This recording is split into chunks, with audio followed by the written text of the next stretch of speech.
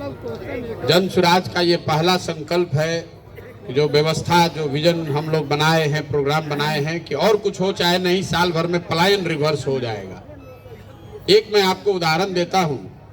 आपने कहा कि बिहार में उद्योग धंधे नहीं हैं, बाहर का आदमी यहां आकर उद्योग नहीं लगाता है। आप सोचते हैं कि कोई चीनी मिल चालू हो जाएगा तो उससे रोजगार आएगा। रोजगार के लिए क्या चाहिए?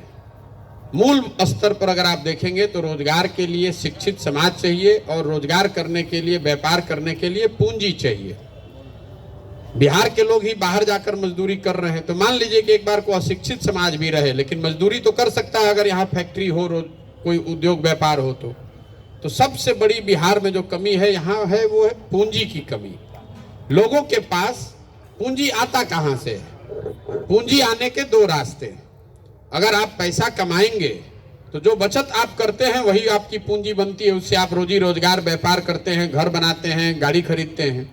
पूंजी का जो दूसरा बड़ा स्रोत है वो है बैंकों से जो आपको कर्ज मिलता है। इसकी चर्चा बिहार में कहीं होती नहीं है। अगर आप आरबीआई जो है, रिजर्व बैंक ऑफ इंडिया है, वो एक आंकड़ा जारी करता है, बैंकों के पास ये वैधानिक उन पर मजबूरी है कि जितना पैसा आप और हम बैंक में जमा करते हैं उसका 70% पैसा उनको कर्ज के तौर पर समाज को वापस देना है। ये उनका बिजनेस का मॉडल भी है और वैधानिक जिम्मेवारी भी है। तो प्रति व्यक्ति आए तो एक दिन में बढ़ेगा नहीं, तो आपके पास अपना पैसा नहीं आएगा। लेकिन अगर आपको बैंक कर्ज दे तो आप कुछ बेहतर काम कर सकते हैं। अब बिहार में क्या दशा है? रिजर्व बैंक ऑफ इंडिया एक आंकड़ा जारी करता है जिसको कहते हैं क्रेडिट डिपॉजिट रेशियो। मतलब बैंकों में बिहार की गरीब जनता ने कितना पैसा रखा और सभी बैंकों ने मिलकर कितना पैसा वापस आपको कर्ज दिया। पिछले साल ये रेशियो बिहार में था 40%। तो बिहार की गरीब जनता ने पिछले साल आरबीआई के आंकड़ों के हिसाब से बैंकों में आपने हमने मिलकर जमा किया 4,10,000 करोड़ रुपया और 40% सीडी रेशियो है। इसका मतलब है कि बैंकों ने 1,61,000 करोड़ रुपया बिहार में कर्ज दिया, गाड़ी खरीदने के लिए, घर बनाने के लिए, रोजगार करने के लिए, दवा का दुकान खोलने के लिए। होना कितना चाहिए था? 2,80,000 करोड़ रुपया। बाकी पैसा कहां गया? बाकी पैसा बैंकों ने यहां से उन राज्यों में ट्रांसफर कर दिए जहां पर उद्योग लग रहा है, व्यापार हो रहा है। तो अगर आप आंध्र प्रदेश को देखिएगा, तेलंगाना, तमिलनाडु, गुजरात, महाराष्ट्र, केरल को देखिएगा तो वहां सीडी रेशियो है 102%, 95%। मतलब अगर लोग वहां 100 रुपया जमा कर रहे हैं तो 100 रुपया उनको कर्ज बैंक दे रहा है। इसका असर क्या हुआ बिहार में? 1990 में जब लालू जी मुख्यमंत्री बने तो सीडी रेशियो था 40%।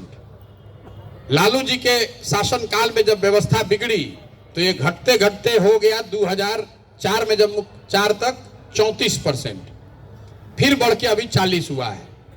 आरबीआई का आंकड़ा बताता है कि 1990 से लेकर पिछले वित्तीय वर्ष तक, इस आंकड़े को याद रखिएगा, बिहार में कोई बताएगा नहीं आपको, 26,35,000 करोड़ रुपया, 26,35,000 करोड़ रुपया आपका हमारा जो आपने बैंकों में रखा, वो बैंकों ने लोन दिया बॉम्बे में, बैंकों ने लोन दिया गुजरात में, बैंक ने लोन दिया कर्नाटक में, दिल्ली में। तो आपका पूंजी यहां से खाली लोग नहीं जा रहे हैं, यहां से आपकी पूंजी भी जा रही। तो आपको रोजगार मिलेगा कैसे? आप यहां से अगर नोएडा में घर खरीदना चाहते हैं तो बैंक वाला आपको तुरंत फिनांस कर देगा। रोज आप टीवी में प्रचार देखते हैं, हमारा इंटरेस्ट का दर, ब्याज का दर कम है। अब बिहार में आपको घर बनाना है, लोन लेने जाइएगा तो 20,000 रुपया घूस दीजिएगा तो 1,00,000 रुपया आपको मिलेगा। ये जो पूंजी की स्कार्सिटी है, आप कुछ मत कीजिए, खाली बैंक 70% यहां लोन देना शुरू कर दे तो हर आदमी, आप वकील हैं, आप एक चैम्बर खोल सकते हैं, वहां 4 आदमी को नौकरी दे। मान लीजिए आपको बाल काटने आता है, अगर आपके पास 1,00,000 रुपया का कर्जा मिल जाए तो आप सैलून खोलिएगा, उसके मालिक बनिएगा, 4 आदमी को नौकरी दीजिएगा। अगर वो 1,00,000 रुपया नहीं है तो दिल्ली में जाकर कहीं 5,000 रुपया में बाल काटिएगा। तो पूंजी की जो उपलब्धता है, अगर उसको सुलभ बना दिया जाए तो सबसे बड़ा असर पलायन पर उससे पड़ेगा।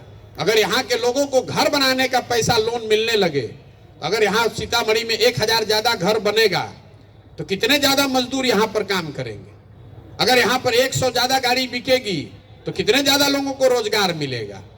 जब तक पूंजी उपलब्ध नहीं कराया जाएगा तब तक बिहार से बेरोजगारी और पलायन नहीं रुक सकता है। चाहे चीनी मिल 1 चालू हो जाए कि 10 चीनी मिल चालू हो जाए, कितने लोगों को आप चीनी मिल में नौकरी दे दीजिएगा।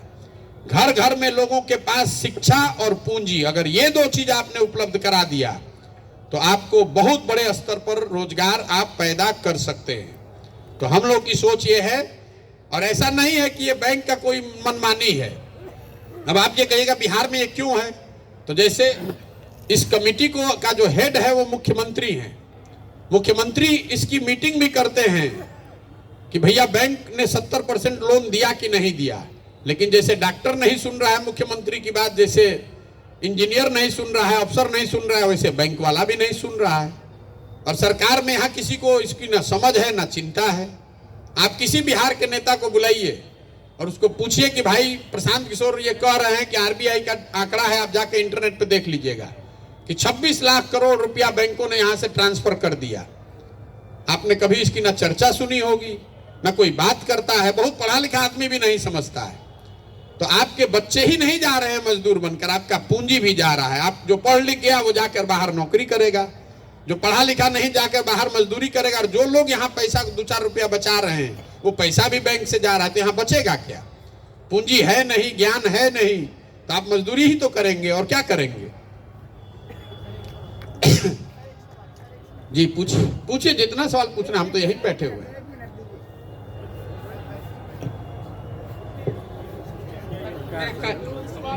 वाली सवाल पूछ रहा हूँ सर, फ्लड